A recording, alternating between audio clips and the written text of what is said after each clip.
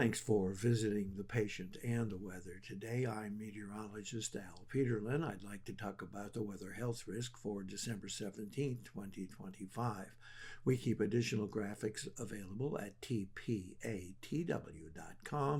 and we do maintain a storefront on Amazon.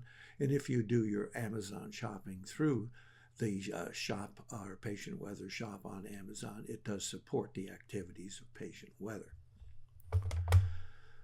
Looking at the frontal system or the surface map for the 17th, you can see that we do have a massive low pressure center trying to develop here in the Dakotas. It has a cool front hanging down through South Dakota into Cheyenne or Wyoming.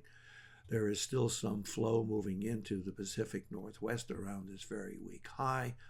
We have a rather lengthy warm front stretching all the way from the low pressure in North Dakota across the Central Plains all the way to the eastern seaboard, and that is relatively good news for the east as it warms up a bit. We have a lot of moisture flow here in the southeast. Looking at our vitality index, which is just a gross or a compilation interest of the areas of the country that can and will have some kind of weather health impact. And it does look like Christmas trees. We're really showing the extensive activity here in the Pacific Northwest with that onshore flow. A lot of activity here in the Central Plains with that low pressure center. A lot of no activity across the Great Lakes and New England, of course, and then down in the southeast here with a lot of moisture flow. Looking at pressure change, and pressure change is always important for individuals from arthritis and asthma to migraine. We have rising pressure here on the Pacific Northwest, Vancouver, Calgary, Washington, Oregon. We have rising pressure again here in the Great Lakes from Wisconsin across Michigan into upstate New York.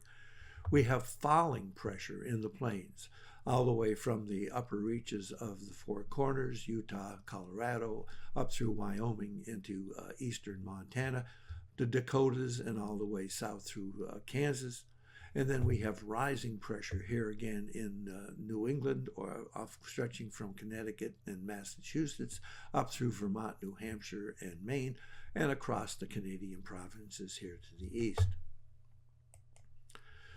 Temperature change is also rather significant for the 17th, and we see falling temperatures here in the Pacific Northwest, falling temperatures here in the Great Lakes area. But note we have some warming temperatures here in the southern South Dakota and in the Nebraska area, but most significantly warming temperatures across the southeast and really warming temperatures here from Pennsylvania up across New England. And that sounds wonderful, except that'll just get us back to readings closer to normal and breaking that frigid cold that has been holding in place for days. Looking at moisture change, and this is a little bit interesting also, you can see we have increasing dew point temperatures or humidity across the southeast and up into New England. Interesting that we have falling dew points here in the Pacific Northwest, even though we have that onshore flow. Note we have a drying area here in the interior and central sections of Northern California.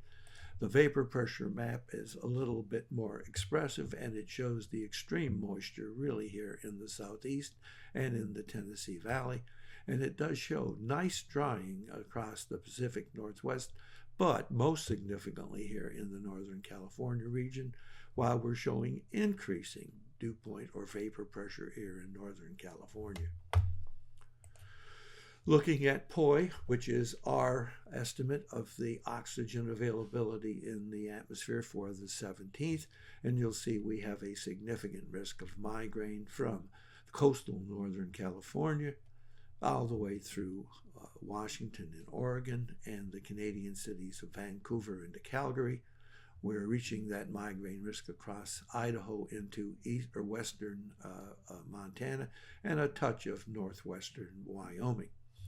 A more significant increase in risk of migraine across Wisconsin, Michigan, and upstate New York, picking up northern California, northern Illinois rather, and northern Indiana. Looking at the risk of asthma and arthritis, We have a significant risk of asthma and arthritis in the northern plains, from eastern Montana across the Dakotas all the way south into really portions of Oklahoma, picking up those sections of the Four Corners, and then really significantly from Texas across the southeast, including Florida, but all the way swinging then back up the eastern seaboard through the Carolinas into Maryland, Pennsylvania, New York, and across into the Canadian provinces, New Brunswick, Nova Scotia, Prince Edward Island. Thanks for visiting the patient and the weather today. Your comments are appreciated, and if you hurt, let us know where you're located.